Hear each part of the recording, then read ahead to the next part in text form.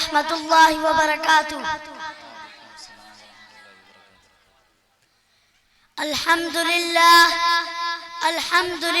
موافیا لنعمہ مکافیا لمزیدہ، والصلاة والسلام علی سیدنا محمد وآلہ وصحبہ وجنودہ، اما بعد۔ محترم حاضرین اکرام، میں ایک بات ذرا تفصیل سے کرنا چاہتا ہوں، وہ یہ کہ یوں تو دنیا میں بڑے بڑے فاتح اور حکمران گزرے ہیں۔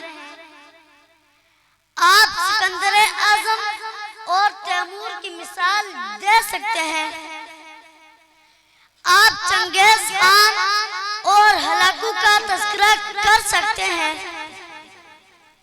آپ ہٹلر اور دیگر کی بات کر سکتے ہیں، آپ نیپولین بوناپارٹ کا نام لے سکتے ہیں، مگر میرا دعویٰ ہے کہ پوری انسانی تاریخ میں عمر ابن خطاب جیسا عظیم فاتح اور کامیاب حکمران نہیں گزرا۔ دوسرے فاتحین نے صرف شہروں کو فتح کیا،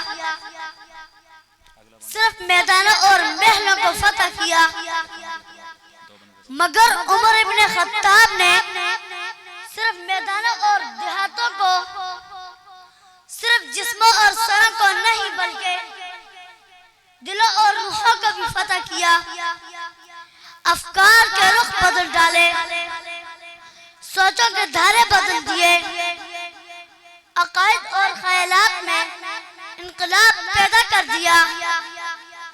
حضرت عمر فاروق رضی اللہ عنہ اور دوسرے فاتحین کے درمیان ایک اور واضح فرق یہ ہے کہ ان میں سے کوئی ایسا نہ تھا جو انسانی صفات اور اعلی اخلاق کا مجموعہ ہو۔ مثلا سکندر فاتح تھا لیکن حکیم نہ تھا، ارسطو حکیم تھا لیکن حکمران نہ تھا، تیمور بہادر اور جنگجو تھا لیکن اعلی انسانی اخلاق سے عاری تھا۔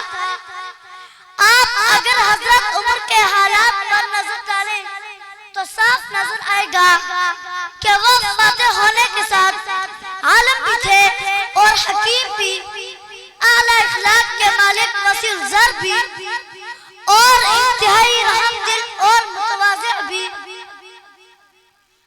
محترم حاضرین اکرام، حضرت عمر رضی اللہ عنہ کی سیرت مبارکہ میں ہمارے لیے کئی سبق ہیں۔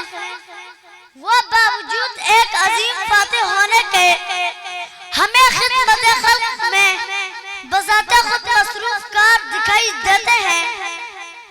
اگر امت مسلمہ حضرت عمر رضی اللہ عنہ کی روشن سیرت کو اپناتے ہوئے خدمت خلق، عبادت و الہی کو ہر چیز پر مقدم کر دے تو کوئی ایسی بات نہیں کہ اس کی عظمت رفتہ واپس نہ آ جائے۔ اللہ تعالیٰ سے دعا ہے کہ اللہ تعالیٰ ہمیں ان کے نقش قدم پر چلنے کی توفیق نصیب فرمائے۔ وآخر دعوانا الحمدللہ رب العالمین۔